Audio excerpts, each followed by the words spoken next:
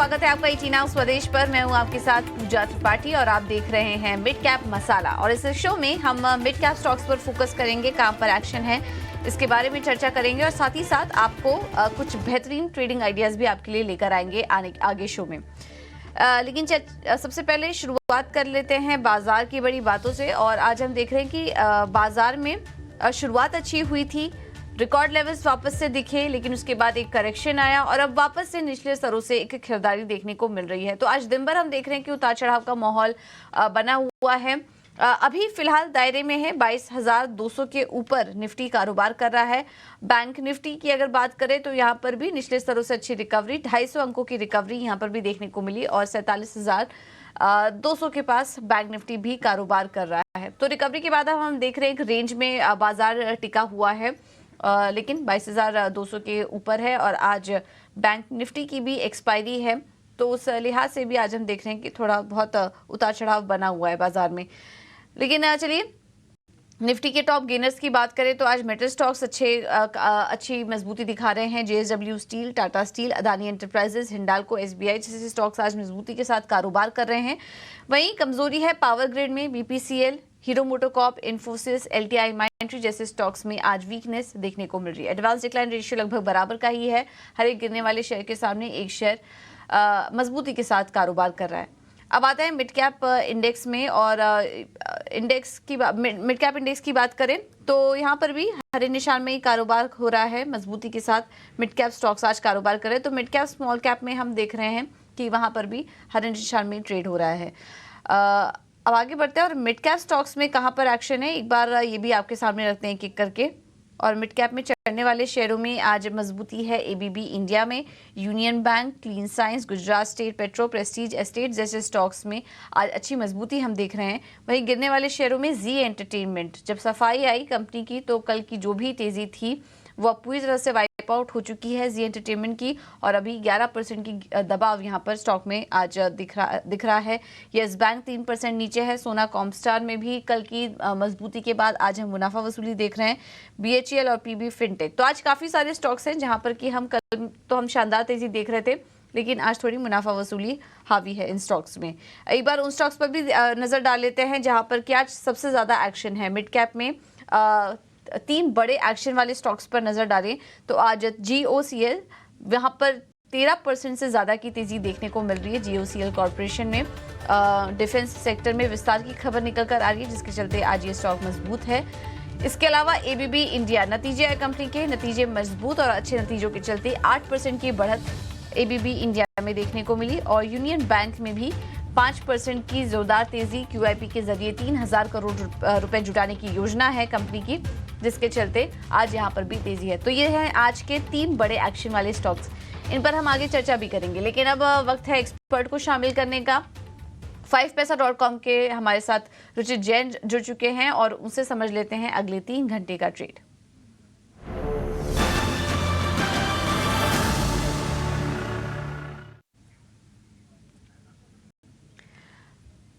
Ruchit, thank you so much आपका इटीना स्वदेश को समय देने के लिए।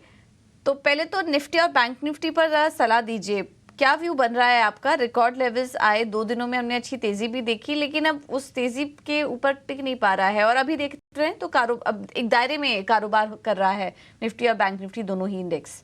क्या व्यू बन रहा है आपका बाजार पर और इसके अलावा अपने ट्रेडिंग आइडियाज भी बताइए। जी, वेरी गुड आफ्टरनून पूजा जी। वेल लास्ट 2-3 ट्रेडिंग सेशन से हम देख रहे हैं कि ओवरऑल मोमेंटम पॉजिटिव वापस से रिज्यूम हुआ है। जो हमने लास्ट 1 महीने के कंसोलिडेशन देखे थे, जिसको हम टाइम वाइज करेक्शन नो कह रहे थे, तो वो टाइम वाइज करेक्शन से मार्केट्स ने ब्रेकआउट देके एक अप ट्रेंड का रिजम्पशन दिया है। तो फिलहाल तो ट्रेंड पॉजिटिव है मार्केट्स का। आज आई थिंक इंट्राडे में अगर हम देखें तो ऑप्शंस राइटर्स दोनों तरफ एक्टिव है। कॉल हायर स्ट्राइक प्राइस के कॉल ऑप्शंस बेचे गए, वर्सेस लोअर स्ट्राइक प्राइस के पुट ऑप्शंस भी बेचे गए। इसीलिए इंडेक्स में हम बड़ी मूव नहीं देख रहे, but stock specific action clearly positive side पे है। और 22,000 अब इंपॉर्टेंट सपोर्ट इमीडिएट बेसिस पे बन गया है। तो अगर 22,000 टूटता है तो ये ब्रेकआउट को फेलियर मानेंगे। अदरवाइज पॉसिबिलिटी हम स्लो एंड ग्रेजुअली ये 22,400 22,500 की तरफ हम इंडेक्स को मूव होते हुए देखेंगे। सो FIs के डेटा भी देखिए तो पिछले कुछ दिनों में जो उनकी जो शॉर्ट पोजीशंस है वो कम उन्होंने की है। जो लॉन्ग शॉर्ट एक हफ्ते पहले लगभग 31% के आसपास था, वो अभी 41% तक इम्प्रूव हुआ है। तो जब लॉन्ग शॉर्ट रेशियो ऐसे बढ़ रहा होता है, तो वो भी मार्केट्स के लिए सपोर्टिव रहता है। सो आई थिंक कोई नेगेटिव साइंस नहीं है जब तक 22,000 के ऊपर है। तो हम पॉजिटिव बाय से ट्रेड करने के लिए सलाह दे रहे हैं। तो 2 स्टॉक्स है जिसके थ्रू आप ये तेजी को प्ले कर सकते हैं मिड कैप स्पेस में से। एक तो सनटेक रियल्टी। सो रियल्टी अगर इंडेक्स की बात करें तो previous swing high Nifty realty index ने पास किया है। सो ये क्लियरली एक इंडिकेशंस है कि रियल्टी स्पेस में जो आउट परफॉर्मेंस है वो कंटिन्यू रहेगा।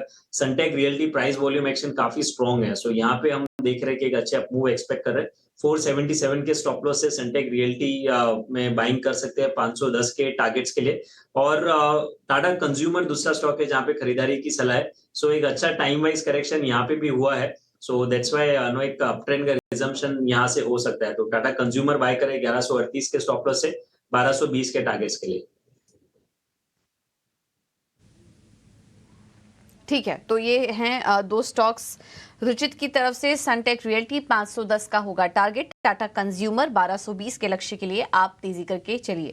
अब आगे बढ़ते हैं और कुछ और स्टॉक्स पर नजर डाल लेते हैं जहां पर की एक्शन है। और जो शुरुआत में हम 3 एक्शन वाले स्टॉक्स पर डिस्कस कर रहे थे वो आपके सामने एक एक करके रखेंगे। तो सबसे पहले GOCL, यहाँ पर हम देख रहे हैं कि 13% से ज़्यादा की तेज़ी है और डिफेंस सेक्टर में विस्तार की खबर निकल कर आ रही है GOCL कॉरपोरेशन। और आज हम देखें तो इस स्टॉक में करीब अभी भी देखिए मजबूती है और करीब 14% अब ये स्टॉक ऊपर आ चुका है।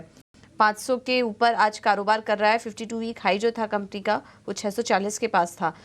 रुचित, क्या व्यू बन रहा है आपका GOCL कॉरपोरेशन पर? काफ़ी शानदार तेज़ी है, लेकिन ये जो मोमेंटम दिख रहा है इसमें ट्रेडर्स को निकल जाना चाहिए स्टॉक से या फिर फ्रेश एंट्री ले सकते हैं? अब फ्रेश एंट्री लेने की तो सलाह नहीं रहेगी, लेकिन क्योंकि आज के प्राइस अपमूव में काफी अच्छे वॉल्यूम्स देखे गए हैं, so maybe I think existing traders एक बार चांस ले सकते हैं स्टॉक में और एक फॉलो अप मूव कैसा रहता है वो देख सकते हैं। क्योंकि रिसेंटली हमने देखा है स्टॉक ने थोड़ा अंडर परफॉर्मेंस दिखाया और ये प्राइस अपमूव में 550 560 के आसपास जब भी आता है तब वहां पे एक मेजर हर्डल या रेजिस्टेंस ये स्टॉक में बना है। So I would say existing positions है तो होल्ड करें। 550 के आसपास आता है तो आई थिंक वहां पे रिव्यू करना चाहिए वेदर स्टॉक में से एग्जिट करना चाहिए कि नहीं। बट फ्रेश एंट्री के लिए इतने ज्यादा रिस्क रिवॉर्ड रेशियो फेवरेबल उसके लिए नहीं बन रहा। ओके, ठीक है, तो ये है सलाह GOCL कॉरपोरेशन पर। अगला स्टॉक था आज का ABB इंडिया, जहां पर की शानदार तेजी दिखाई दे रही थी और 8% ऊपर ये स्टॉक इस वक्त कारोबार कर रहा है। अपने 52 वीक हाई के पास पहुंचा, लेकिन उसके बाद हम देख रहे हैं स्टॉक में थोड़ा करेक्शन आया। आज का लो जो था वो 4,640 के आसपास का भी था, लेकिन अभी भी मजबूती है स्टॉक में, 8% ऊपर है। ABB इंडिया में रुचित क्या करें? स्ट्रॉन्ग स्ट्रक्चर है स्टॉक का। रिसेंटली एक प्राइस वाइज करेक्टिव फेज देखा गया, फिर कुछ दिनों के कंसोलिडेशन था और वो कंसोलिडेशन का ब्रेकआउट आज के सेशन में आया है। और इनफैक्ट आज आप देखेंगे तो रिजल्ट्स के रिजल्ट्स का जो फॉलो अप मूव है कि गैप अप ओपनिंग होने के बावजूद उसके बाद भी काफी अच्छे वॉल्यूम्स स्टॉक में देखे गए। सो क्लियर इंडिकेशंस है कि स्टॉक ने वापस से अपना अप ट्रेंड रिज्यूम किया है। पोजिशनली आई थिंक 5,000 के बियॉन्ड एक बार निकल जाता है, फिर ये स्टॉक में काफी अच्छा ट्रेंडेड फेज आगे चल के कंटिन्यू हो सकता है। सो कोई पोजिशन है तो होल्ड करें। इन बिटवीन अगर कुछ छोटे मोटे करेक्शंस मिलते हैं वापस से 4750 4800 की रेंज में, तो वो रेंज में फ्रेश बाइंग के लिए भी स्टॉक देख सकते हैं। ओके, ठीक है, तो यह है सलाह ABB इंडिया पर। एक और स्टॉक देख लेते हैं, यूनियन बैंक। और यहाँ पर हम देख रहे हैं कि 5% के आसपास की तेजी है। क्विकली रुचित इस पर भी सलाह दीजिए, यूनियन बैंक पर ये जो तेजी दिखाई दे रही है इसमें क्या सलाह देंगे आप? प्रॉफिट बुक करके निकल जाना चाहिए अगर ट्रेडर के पास हो तो? आई थिंक मोर डिपेंड रहेगा कि कितने टाइम फ्रेम तक रुक सकते हैं। अगर थोड़ा mid to long term perspective से देखें तो PSU बैंक्स में जो तेजी है वो और आगे अच्छी कंटिन्यू रह सकती है। सो यूनियन बैंक में भी जो डिप्स इन बिटवीन आए हैं वो डिप्स में कोई वॉल्यूम बेस्ड सेलिंग हमने नहीं देखी है। सो यहाँ पे आई थिंक स्ट्रक्चर्स तो अभी भी स्ट्रॉन्ग है। शॉर्ट टर्म के कंसोलिडेशन स्टॉक में रह सकते हैं जहाँ पे 155 से 135 ये एक ब्रॉड रेंज स्टॉक बना लेगा। लेकिन फ्रेंकली अगर थोड़ा मिड टू लॉन्ग टर्म के लिए होल्ड कर सकते हैं 6 से 9 महीने का अगर व्यू रखते हैं तो मेरे हिसाब से Union Bank no definitely portfolio के लिए होल्ड करना चाहिए। ठीक है, तो ये है यूनियन बैंक पर सलाह, होल्ड करिए। पोर्टफोलियो लाइक स्टॉक है ये, इसका भी ध्यान रखिए। जिसके पास है अभी भी बने रह सकते हैं और तेजी के लिए। चलिए, ये तो हुए टॉप 3 एक्शन वाले स्टॉक्स, लेकिन इसके अलावा मिड कैप स्टॉक्स में और कहां पर एक्शन है और खबरों वाले शेयर्स कौन कौन से हैं ये भी समझ लेते हैं। हमारे साथ अंश जुड़ चुके हैं पूरा अपडेट लेकर। अंश, गुड आफ्टरनून, बताइए। Good afternoon. तो खबरों वाले शहरों में सबसे पहले हम सौदे वाले शहरों से शुरुआत करेंगे और सबसे पहले बात करेंगे दिव्यानी इंटरनेशनल का। प्री ओपन में कुछ 4.3% इक्विटी यानी 5.2 करोड़ शेयर के सौदे हुए थे, जिसके चलते इसमें कुछ 1.5% से 2% की तेजी नजर आ रही है। कैंपस एक्टिव में 1.3% इक्विटी यानी 40 लाख शेयर के सौदे हुए थे, जिसके चलते इसमें कुछ 5 से 6% का जंप नजर आ रहा है। साथ ही साथ इसके चार्ट में डाउनवर्ड स्लोपिंग रेजिस्टेंस से अच्छा ब्रेकआउट देता हुआ स्टॉक नजर आ रहा है। पॉलीमेडिक्योर भी इस लिस्ट में शामिल है, जिसने 1.3% इक्विटी का यहाँ पे सौदा होता हुआ दिखा था, जिसने भी वापस 5 से 6% की तेजी दिखाई है और चार्ट देखा जाए तो एक cup and handle chart pattern से ब्रेकआउट दे दिया है। जेंटेक की बात करें तो रक्षा मंत्रालय से 93 करोड़ का ऑर्डर मिला है। स्टरलाइट टेक की बात करें तो लुमस के साथ करार करने के चलते इसमें भी 5 से 6% की तेजी नजर आ रही है। साथ ही साथ डाउनवर्ड स्लोपिंग रेजिस्टेंस से अच्छा ब्रेकआउट देता हुआ दिख रहा है। पटेल इंजीनियरिंग की भी बात कर लेते हैं और यहाँ पे हमें दिख रहा है कि तेलंगाना गवर्नमेंट के साथ कुछ 525 करोड़ की बोली जीती है स्टॉक ने। इसके चलते इसमें देख रहे हैं कि करीबन 2% की तेजी नजर आ रही है। मिड कैप थीम स्टॉक्स की बात करें तो केमिकल शेयरों में आज अच्छी तेजी नजर आ रही है। इस लिस्ट में हमें GOCL कॉर्पोरेशन, जुबिलेंट इंडस्ट्री और केम्प्लस जैसे स्टॉक्स नजर आ रहे हैं। साथ ही साथ होटल स्टॉक्स में भी अच्छी तेजी नजर आ रही है। कल के सेशन में भी होटल स्टॉक्स में तेजी थी और आज भी दिख रही है। इस लिस्ट में हमें इंडिया टूरिज्म डेवलपमेंट, ताज और EIH होटल जैसे स्टॉक्स नजर आ रहे हैं। मिड कैप गेनर्स की बात करें तो आज टॉप गेनर्स में हमें यहाँ पे pyramid enterprise, union bank, Paytm और प्रेस्टीज एस्टेट जैसे स्टॉक्स नजर आ रहे हैं। लूजर्स की बात किया जाए तो यहाँ पे हमें जी, भेल, AU स्मॉल फाइनेंस और मदरसन सुमी जैसे स्टॉक्स दिख रहे हैं। ओके, थैंक यू अंश आपका ये पूरा अपडेट लाने के लिए। तो ये कुछ एक्शन वाले स्टॉक्स थे, इनके बारे में हम आगे चर्चा भी करेंगे। लेकिन एक और सेगमेंट का रुख करते हैं और इसमें हम आपको बताएंगे कि ऑप्शन के जरिए कमाई के मौके कहां पर दिखाई दे रहे हैं। हमारे साथ लक्ष्मी श्री इन्वेस्टमेंट के अंशुल जैन मौजूद होंगे और उनसे हम समझेंगे ऑप्शंस के चैंपियन।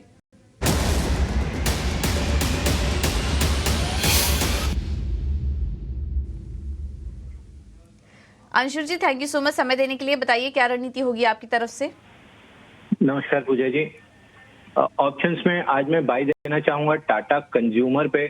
5 हफ्ते से टाइट था स्टॉक, लास्ट वीक में एक शेकआउट दिया है, 4 हफ्ते के लो के नीचे हैमर कैंडल के साथ क्लोजिंग थी और करंट वीक में ओपन लो के साथ शुरुआत किया और आज के सेशन में एक फॉलिंग ट्रेंड लाइन का ब्रेकआउट है। तो मल्टीपल फ्रेम्स पे ब्रेकआउट है। At the money call buy दूंगा 1150 रुपए की, 29 रुपीज में बाय करना चाहिए। 22 रुपीज का स्टॉप लॉस रहेगा, 50 रुपीज का टारगेट रहेगा। 900 की लॉट साइज है, 6300 का रिस्क रहेगा, सामने 18,900 का प्रॉफिट है। 1:3 ऑलमोस्ट रिस्क रिवॉर्ड आ रहा है, रफली 1:3 का रिस्क रिवॉर्ड है। तो टाटा कंज्यूमर को बाय करना चाहिए।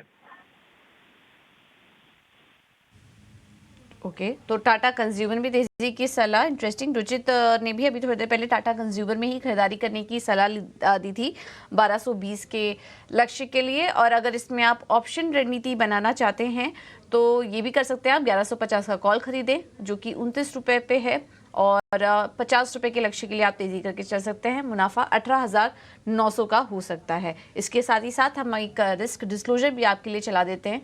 अगर आप ऑप्शन में ट्रेड कर रहे हैं तो संभल के ट्रेड कीजिए, अपने स्टॉप लॉसेस का ध्यान रखिए क्योंकि ज़्यादातर लोगों को इसमें नुकसान होता है। चर्चा कर लेते हैं जहां पर की एक्शन है मिड कैप स्पेस में और इसमें खबरों वाले शेयर्स में अभी अंश थोड़ी देर पहले स्टरलाइट टेक के बारे में बता रहे थे। कंपनी ने करार किया है ल्यूमिस के साथ और उसके बाद हम देख रहे हैं कि 8% की तेजी है स्टरलाइट टेक में। तो आज अच्छी तेजी देखने को मिल रही है। अभी देखिए 9% ये ऊपर स्टॉक आ चुका है, तो काफ़ी शानदार रिकवरी निचले स्तरों से यहाँ पर है। और अभी थोड़ी देर पहले हमारा जो कॉलर शो हो रहा था उसमें गौरांग जी की भी रडार पे था ये स्टॉक। एक दर्शक का सवाल हमें आया था, मुझे याद है, और उन्होंने भी स्टॉक में लॉन्ग टर्म के लिए होल्ड करने की सलाह दी थी। फंडामेंटली भी देख रहे हैं हम, तो कुछ डील्स यहाँ पर जो निकल कर आ रहे हैं कंपनी के लिए पॉजिटिव। रुचित, चार्ट्स कैसे लग रहे हैं आपको स्टरलाइट टेक के और आज ये जो तेजी दिखाई दे रही है ये आगे और कितनी कंटिन्यू रह सकती है? काफी समय से स्टॉक ने इतना परफॉर्म नहीं किया, अंडर परफॉर्मर रहा है, लेकिन स्टॉक ने 130 के आसपास एक स्ट्रॉन्ग सपोर्ट बेस बनाया। देखेंगे तो करेक्शन में अक्टूबर 2023 में भी 130 के अराउंड स्टॉक ने एक सपोर्ट बेस बना के वहां से पुल बैक मूव दिया था और रिसेंट ये फरवरी का लो भी देखे तो 128 130 के बीच में ही है। सो आई थिंक एक स्ट्रॉन्ग सपोर्ट बेस स्टॉक बना चुका है और जब तक ये सपोर्ट बेस इंटैक्ट है तब तक आप फिर से एक पुल बैक मूव 160 155 की रेंज तक एक्सपेक्ट कर सकते हैं। सो आई थिंक फिलहाल तो आज के वॉल्यूम्स भी अच्छे हैं और नो क्योंकि स्टॉक सपोर्ट से अप मूव आया है तो 160 के अराउंड के लक्ष्य स्टॉक में एक्सपेक्ट करने चाहिए। ठीक है, तो अगले टारगेट 160 के दिखाई दे रहे हैं स्टॉक में, जिनके पास है होल्ड करिए और तेजी के लिए चाहे तो आप खरीदारी भी करके चल सकते हैं 160 के लक्ष्य के लिए। स्टॉप लॉसेस का ध्यान जरूर रखें। कैंपस एक्टिववेयर ब्लॉक डील हुई है आज यहाँ पर और 40 लाख शेयरों के कई सौदे देखने को मिले कैंपस एक्टिववेयर में और उसके बाद हमने इस स्टॉक में भी तेजी देखी। रुचित, इस पे राय दीजिए, क्या करें? यहाँ पे भी कोई एग्जिस्टिंग पोजीशन है तो होल्ड करने की सलाह रहेगी क्योंकि स्टॉक काफी करेक्टिव फेज ये भी स्टॉक देख चुका है और नो सिमिलर जैसे हमने स्टरलाइट टेक की बात की थी मोरलेस सिमिलर स्ट्रक्चर्स है जहां पे नवंबर महीने में ये स्टॉक ने 237 238 के आसपास सपोर्ट बेस बनाया था, वहां से 300 तक एक पुल बैक मूव दिया था और 3-4 दिन पहले के लो देखे तो एग्जैक्टली वो 238 के आसपास ही है। सो 238 के स्ट्रॉन्ग सपोर्ट्स है।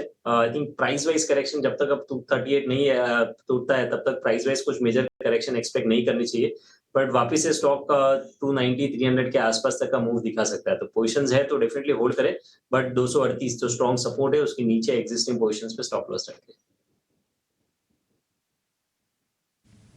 इसमें भी स्टॉप लॉसेस का आप ध्यान रखिए और पोजीशन होल्ड करके चल सकते हैं और तेजी के लिए। चलिए, अब एक बड़ी खबर आपके सामने स्टॉक मार्केट से जुड़ी। बाजार में ट्रेडिंग टाइम बढ़ाने को लेकर एक्सक्लूसिव जानकारी आ रही है। क्या है ये पूरी खबर, बताने के लिए अंकुर मिश्रा हमारे साथ जुड़ चुके हैं। अंकुर, बताइए। जी हाँ, सूत्रों की माने तो बीएसई ब्रोकर्स फोरम ने अभी तक मार्केट का ट्रेड टाइम बढ़ाने पर अपनी सहमति नहीं दी है। इनफैक्ट कुछ जो ब्रोकर्स हैं वो अभी भी इसके समर्थन में नहीं है। हालांकि आधिकारिक रूप से अभी बीएसई ब्रोकर्स फोरम ने इस पे अपना व्यू नहीं बनाया है और हमें सूत्र ही बता रहे हैं कि कुछ दिनों में ये बोर्ड बैठक पे इस पर विचार हो पाएगा। आपको हम याद दिला दें कि इंडस्ट्री स्टैंडर्ड फोरम को सेबी को अपनी राय देनी है मार्केट ट्रेड टाइम एक्सटेंशन पर और ये जो राय है वो इस महीने के अंत तक देनी है। ये इंडस्ट्री स्टैंडर्ड फोरम में जो 3 मेजर पार्टिसिपेंट्स हैं उनमें है बीएसई ब्रोकर्स फोरम, सीपीएआई और एनएसई की जो ब्रोकर्स फोरम है एनमी। हालांकि सीपीएआई और एनमी ने इस पर सहमति दे दी है कि मार्केट का ट्रेड टाइम बढ़ाया जाए, लेकिन बीएसई ब्रोकर्स फोरम की अभी भी सहमति आना बाकी है। अब ज़रूरी ये होगा कि जिस तरीके से मार्केट रेगुलेटर चाहता है कि ब्रोकर्स में एक कंसेंसस हो पहले, उसके बाद ही इस पर फैसला लिए जाए। ये इम्पॉर्टेंट होगा कि सभी ब्रोकर्स इस पर एक राय बनाएं और उसके बाद सेबी को ये प्रपोजल सबमिट करें। आपको याद होगा कि एनएसई ने ये आइडिया मूट किया था कि शाम को एक एक्सटेंडेड ट्रेडिंग सेशन होना चाहिए एफएनओ के लिए, जहां पर डेरिवेटिव्स में ट्रेडिंग हो सके और जिस तरीके से यूएस मार्केट फंक्शन करते हैं उसमें एक अपॉर्चुनिटी मिले इन्वेस्टर्स को हेज करने की और ट्रेड करने की। लेकिन ये जो आम सहमति है उस पर अभी भी बनना बाकी है और देखना ये होगा कि बीएसई ब्रोकर्स फोरम आगे जाकर इस पर क्या रुख अपनाता है, क्योंकि सेबी की तरफ से ज़रूर 11:30 बजे तक एक मंजूरी है, ब्लैंकेट मंजूरी दी हुई है रेगुलेटर ने कि आप ट्रेड टाइम बढ़ा सकते हैं, लेकिन जब तक इंफ्रास्ट्रक्चर तैयार नहीं हो जाता, सभी जो इंटरेस्टेड मार्केट पार्टिसिपेंट्स हैं वो एक साथ नहीं आ जाते, तो इस पर सेबी की मंजूरी नहीं आएगी। ओके, बहुत बहुत शुक्रिया अंकुर आपका ये पूरी जानकारी देने के लिए। तो ट्रेडिंग समय बढ़ाने को लेकर पिछले काफ़ी समय से चर्चा चल रही है और उससे जुड़ा एक कोई भी अपडेट होता है तो वो हम आपके सामने रखते हैं। तो फिलहाल खबर ये निकल कर आ रही है कि एनमी और सीपीएआई, ये तो जो बड़े ब्रोकर्स हैं, ब्रोकर फोरम है, वो तो कहीं ना कहीं अपनी सहमति जता चुके हैं, लेकिन बीएसई की तरफ से जो बीएसई ब्रोकर फोरम है यानी कि बीबीएफ, वो अभी भी थोड़ा समय लगा रहा है और जो बोर्ड की बैठक होगी उसमें कुछ फैसला निकल कर आ सकता है। तो वो भी फिलहाल फेवर में नहीं दिख रहा है, लेकिन बाकी 2 जो फोरम्स हैं उन्होंने अपनी सहमति दे दी है। अब सेबी जब तक सारे के सारे सहमति एक मत पे नहीं आ जाते तब तक वो सेबी के पास नहीं जाएंगे अपनी मंजूरी लेने के लिए। लेकिन ये बड़ी खबर है और इससे जुड़ी जो भी अपडेट्स आ रही हैं वो हम आपके सामने रखेंगे। देखिए आने वाले समय में क्या होता है। लेकिन ऐसे में ट्रेडिंग के मौके कहां पर दिखाई दे रहे हैं, बेस का भी रुख करते हैं और अब हम समझेंगे कि मिड कैप में फंडामेंटल लिहाज से मौके कहां दिख रहे हैं। और वक्त है मिड कैप के महारथी का।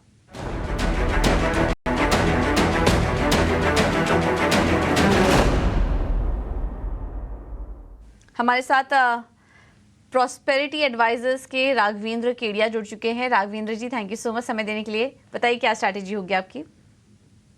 नमस्ते ईटीनॉ स्वदेश का टीम। मिड कैप स्पेस में फंडामेंटल साइड से हमारा पहला स्टॉक रहेगा हिंदुस्तान कंस्ट्रक्शन कंपनी HCC, जो कि तकरीबन 44-45 के प्राइस पे करंटली चल रहा है। हमें लगता है इसका एक साल का टारगेट 90 रुपीस का रहेगा, जो कि एक 100% अपसाइड है करंट लेवल से। HCC रोड कंस्ट्रक्शन में है और बाकी की जो 3 डिविजन्स में ये काम करते हैं वो हाई मार्जिन है। Tunnel infrastructure making, nuclear plant setup और हाइड्रो प्लांट सेटअप में। खास कर न्यूक्लियर प्लांट सेटअप में HCC ने इंडिया की टोटल इंस्टॉल कैपेसिटी का 60% काम HCC के थ्रू हुआ है और हाइड्रो पावर कैपेसिटी में 26% काम HCC के थ्रू हुआ है। ये दोनों हाई मार्जिन बिजनेस है और हाल ही गवर्नमेंट ने एक 12 न्यूक्लियर रिएक्टर सेटअप करने का इन प्रिंसिपल अप्रूवल दिया है और HCC टोटली 6,900 करोड़ के प्रोजेक्ट्स के लिए बिड कर चुकी है, जो कि अभी पाइपलाइन कंसिडरेशन में है। तो ये दोनों चीज को देखते हुए एक बहुत बड़ा अपसाइड HCC में हमें लगता है। खास करके पिछले क्वार्टर में HCC का Q3 का रिजल्ट में 280 करोड़ का लॉस था और एक टोटल टर्न अराउंड हुआ है कंपनी में।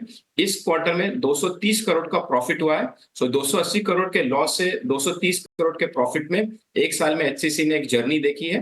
तो एक साल की अवधि के लिए 100% अपसाइड, 90 रुपीस का टारगेट हिंदुस्तान कंस्ट्रक्शन कंपनी में फंडामेंटल साइड से रहेगा पहला स्टॉक। दूसरा स्टॉक ओरिएंट सीमेंट, इसमें हमें लगता है करंट प्राइस 260 से 30% का अपसाइड, 340 का टारगेट एक साल की अवधि के लिए।